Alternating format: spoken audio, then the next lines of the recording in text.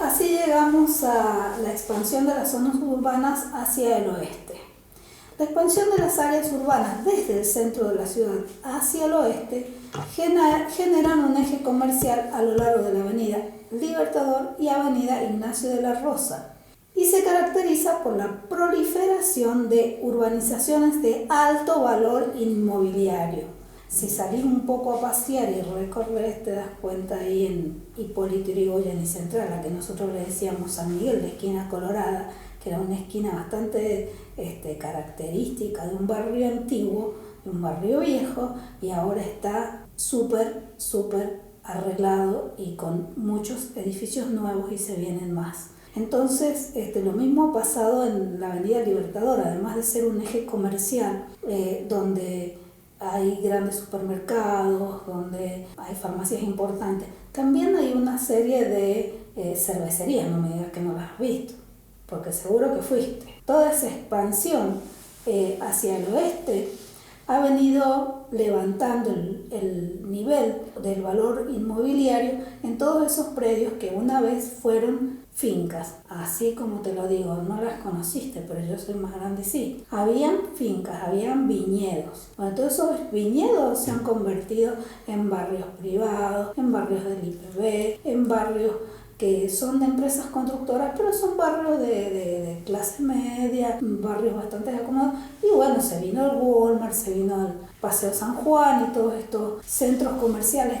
¿Y qué fenómeno advertís en ese sentido? Que el centro de la ciudad empieza a quedar como locales vacíos, y es como que también se desplaza y se localiza en estos nuevos centros comerciales. Eso es lo que pasa con la expansión hacia el oeste. Entonces, fíjate que en el año 2001 la expansión era el área más consolidada, estaba 2 kilómetros cuando mucho de avenida de circunvalación. En el año 2010, fíjate que ya casi pasa el Hospital Marcial Quiroga. Y en el año 2012 agarra hasta la Bebida, o sea, se expande hasta la Bebida.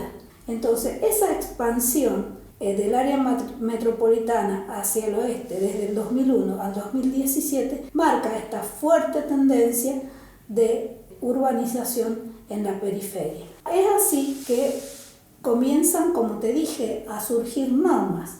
Entonces, en el año 2005 había una norma de límite urbano, pero en el año 2006, por un decreto del Ministerio de Infraestructura, Ciencia y Tecnología, en 1719, que viene a avalar, a aprobar la resolución 056 del año 2006 de la Dirección de Planeamiento, se establece un límite urbano incluyendo todas esas nuevas zonas que se habían llenado de barrios, por así decirlo, que se habían densificado y que se habían convertido de áreas periféricas, áreas semirurales, con algunos vacíos urbanos, en áreas densamente pobladas, en áreas bien urbanizadas. Luego te voy a llevar así al año 2014, y en el año 2014 vienen planes de vivienda también, y sucede lo mismo. El gobierno provincial sale a buscar terrenos vacantes y no se queda en estos terrenos vacantes dentro de este límite urbano, sino que encuentra terrenos vacantes colindantes a esos límites urbanos. Por lo tanto, se hace una expansión del límite urbano y se establece una nueva resolución, la 062 del 2014, donde se revé un nuevo límite urbano que incluye estas áreas como de reserva que yo te decía. De esta manera se establece el nuevo límite urbano, pero vamos a ver qué pasa con ese límite urbano y qué es lo que va sucediendo en el tiempo, por qué surgen ciertas resoluciones. Ya sabes por qué surge la resolución 062, que es la última del 2014 del límite urbano. Pero te voy a contar que hay una resolución que es la resolución 266 del año 1980. Esa resolución, ¿por qué surge? Porque en los barrios que antes tenían terrenos grandes en esquina, empiezan a solicitar los vecinos dividirlos, subdividirlos. Se casa el hijo, el padre le quiere dar un lote, las familias empiezan a quedarles como grandes lotes que fueron en un principio urbanos, pero con una cierta dimensión, y empiezan a pedir dividir las esquinas. Entonces aparece esta resolución 266 en el año 1980, donde establece que los lotes de esquinas se pueden subdividir en dos, solamente en dos lotes, y de acuerdo a la zona tienen una superficie mínima. Luego, en el año 1993, aparece la resolución 196, que ya la vimos, que es de la ocupación, de la optimización de los centros de manzana, que yo ya te conté, que establece que se pueden subdividir con un pasaje, y ya la vimos. Estas dos resoluciones no son ni nada más ni nada menos que la regulación de la densificación de las áreas urbanas. Entonces, yo te sigo contando, como se empiezan a densificar las zonas, los vecinos de la calle Manuel Zavala, que nosotros la conocemos como La Cabaña, ¿te acordás? Bueno, La Cabaña, Libertador, Col, hasta allá está Rastreador Calíbar. Hay una zona ahí que ya te voy a decir bien cómo está localizada, cuyos vecinos dijeron, pero nosotros no queremos que nos densifiquen, no queremos que nos hagan edificios de departamento, nosotros queremos mantener esta zona con las características que tiene. Y ahí sale el espíritu de la identidad barrial. Ese espíritu de la identidad barrial, que ahora está bastante de moda, porque hay una fuerte movida en defensa de la identidad barrial, y solicita que se haga un distrito urbano particularizado. Los distritos urbanos particularizados son expresiones de los vecinos.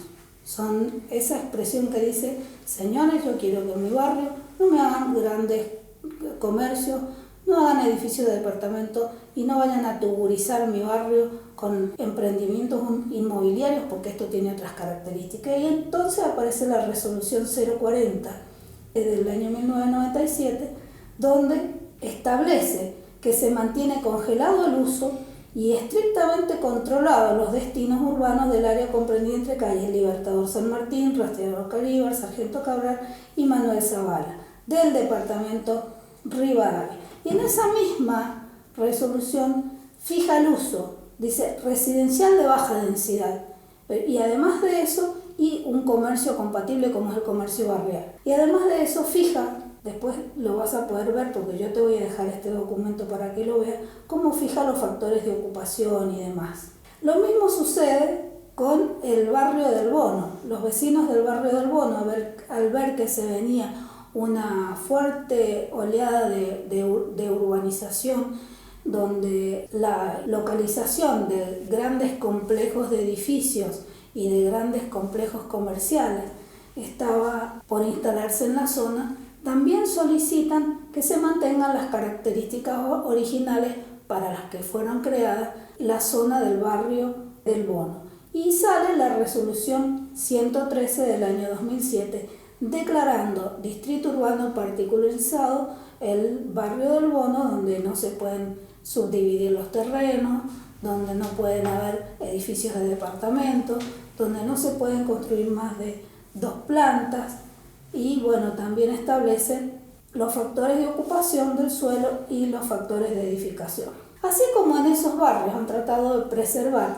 la imagen barrial y han tratado de preservar una densidad baja, hay zonas donde la densificación se ha producido en lugares donde habían fincas, habían huertas. Por ejemplo, si vamos hacia el sur, en el área del Medanito, aparece una resolución en el año 2010 por la presión inmobiliaria sobre ese sector, donde la ruta 40 y la ruta 20 hacia el sureste queda una fracción muy cerca de la ciudad.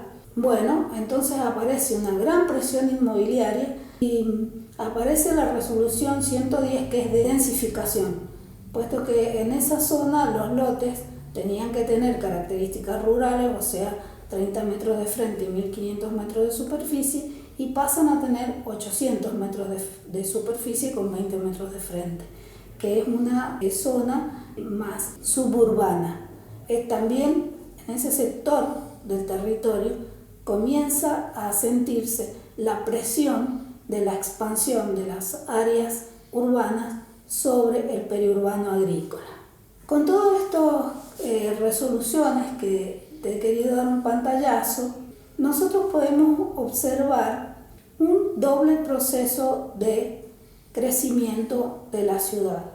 Por un lado tenemos el crecimiento por densificación, con la resolución 110, por ejemplo, y por otro lado tenemos un proceso de expansión, cuando observamos la modificación del límite urbano con esas áreas de reserva. Es así que podemos sacar esta conclusión. Es atributo de cada departamento de la provincia elaborar su plan de ordenamiento territorial. Sin embargo, no todos tienen la posibilidad técnica o financiera de hacerlo. Por ello, una herramienta fundamental es la implementación de zonificaciones preventivas. ¿Quiénes las hacen? Bueno, las zonificaciones preventivas en las zonas urbanas o en los centros de servicio rural que no tenían plan de ordenamiento territorial, las hizo la Dirección de Planeamiento y Desarrollo Urbano basados en el Código de Edificación de San Juan, folleto 3, que ustedes ya conocen. Entonces, el ordenamiento territorial es una herramienta para la toma de decisiones en cuanto a la regulación del uso del suelo. La implementación de los planes de ordenamiento territorial se hace a través de las zonificaciones preventivas, de la construcción de los indicadores urbanísticos o índices de zona, que fijan dimensiones de terreno, factores de ocupación, factores de edificación, alturas, retiros de frente, fondo, laterales. De este modo se trabaja en una imagen urbana o una imagen rural o una imagen de interfaz, y también hay leyes y hay reglamentaciones para los paisajes protegidos o de interés especial. Así vamos a cerrar esta clase número 4 y vamos a hacernos algunas preguntas para que hagamos este debate en el foro. ¿Qué le conviene a la provincia de San Juan, que es un área urbana, sobre un oasis? La expansión, la densificación. Es bueno que cada departamento tenga su plan de ordenamiento territorial, y si lo tiene, ¿es posible que se implemente a través de una sola ley para todos los departamentos, o tiene que ser cada uno independiente, o dividir la provincia en regiones? Pensalo y me lo contestás en el foro.